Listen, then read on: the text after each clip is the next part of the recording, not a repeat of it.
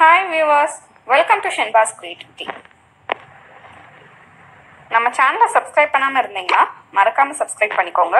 பக்கத்துல உள்ள பெல் ஐகானை பிரஸ் பண்ணிக்கோங்க.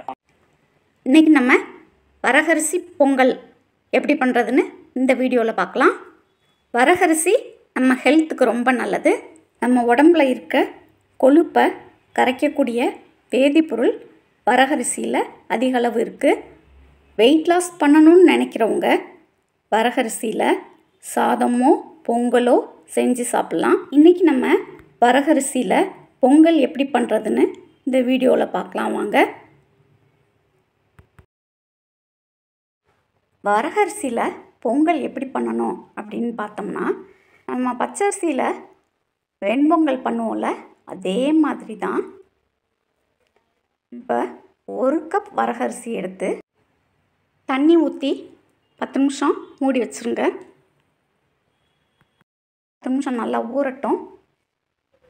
10 நிமிஷம் கழித்து வரகரிசியை நல்லா பிணைஞ்சி 4 தடவை தண்ணி மாற்றி கழுவி எடுத்துக்கலாம்.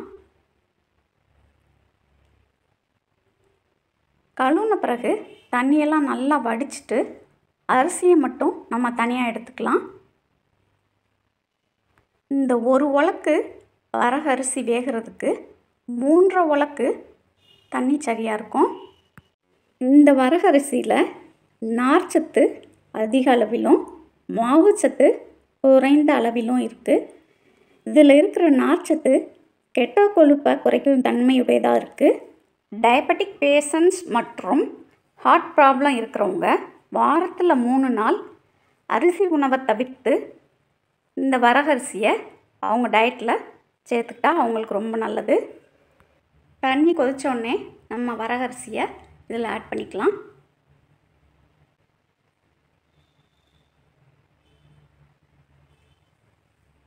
இதில் தேவையான அளவு உப்பு ஆட் பண்ணிக்கிங்க. இப்போ தாளிக்க ஒரு பேனில் 3 டேபிள் ஸ்பூன் நெய் எடுத்துக்கலாம். நெய் சூடாகட்டும்.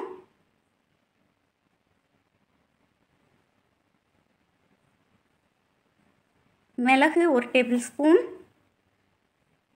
சீரகம் 1 டேபிள் ஸ்பூன், இஞ்சி 2 துண்டு, பச்சை மிளகாய் 1, கருவேப்பிலை, முந்திரி பருப்பு.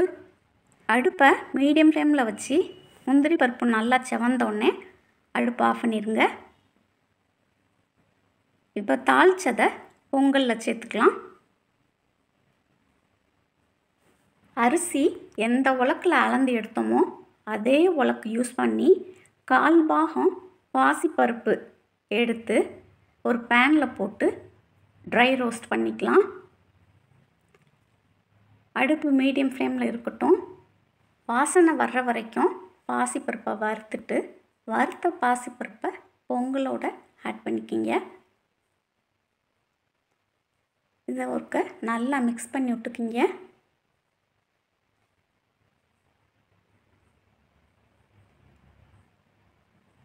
பொங்கல் உங்களுக்கு குலைவாக வேணும்னு நினச்சிங்கன்னா இன்னும் 1 டம்ளர் நீங்கள் தண்ணி சேர்த்துக்கலாம். அடுப்பை மீடியம் ஃப்ளேமில் வைங்க.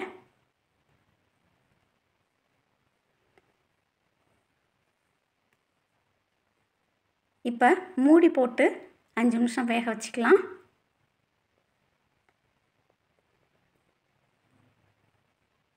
இப்போ பொங்கல் நல்லா வெந்திருக்கு. இந்த பொங்கலில் நெய்யும் முந்திரி பருப்பும் அவங்கவுங்க தேவைக்கேற்ப கூட்டியோ குறைச்சோ சேர்த்துக்கலாம். பொங்கல் அருமையாக ரெடி ஆயிடுச்சு.